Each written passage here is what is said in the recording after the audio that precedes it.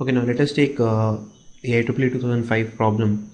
Again, it's based on geometry because see, many students will do it from the algebraically point of view, but it's a lengthy process. But if you are good at geometry of complex numbers, then you can just do this thing orally, or you can just say by writing down 2-3 steps. Okay, let me show you how you can do that. First of all, let us write down what is given to you in the question. That is, omega is equal to z by z minus iota by 3. Alright, and this is given to you that mod of omega, or basically w, that is given to you over here, is equal to 1. Now you have to find the locus for z, that where the z will lie. Okay, if you see that if we take modulus on both the sides, so there will be no change. It will be same if I write this thing.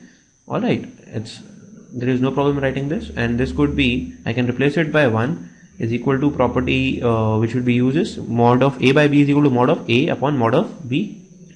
Alright, and I can further write it down as z minus iota by 3 is equal to mod z. Okay, now if you see this thing in geometry, from geometry point of view, what it says is, let me just write it down. A better way of writing this is, let me write it minus 0. Alright, because if you subtract anything from 0, it will remain the same. This says that by this equation, what is meant is that locus of z is equidistant from the 2 points, from first of all 1,3 and 0.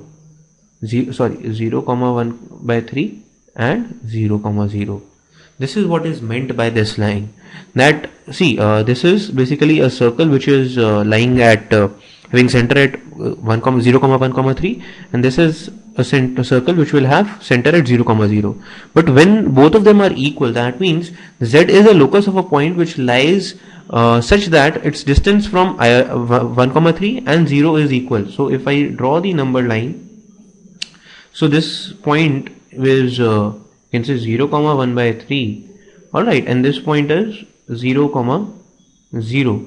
So the locus of the point is going to be, so it would be that it is equidistant from both these points, and we know that this property satisfies the perpendicular bisector of the line segment. If I draw the perpendicular bisector over here, alright, so any point lying on the perpendicular bisector, let's suppose if it is here also, it will be equidistant from these 2 points. So that means the locus of z is this straight line, and that easy it was. So the equation becomes that the locus of z is a straight line. So you see how easy the question becomes when you used geometry in these kind of questions. You could have solved it very easily with the algebraic method also, that you could have taken this point from here onwards, you could have square the terms and gone on to solve the question.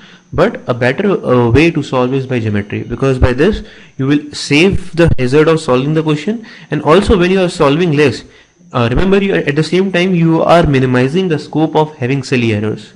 The less you solve, the lesser are the silly errors. So that is why I am again pressurizing that you should first of all go through the geometry of complex numbers. Okay.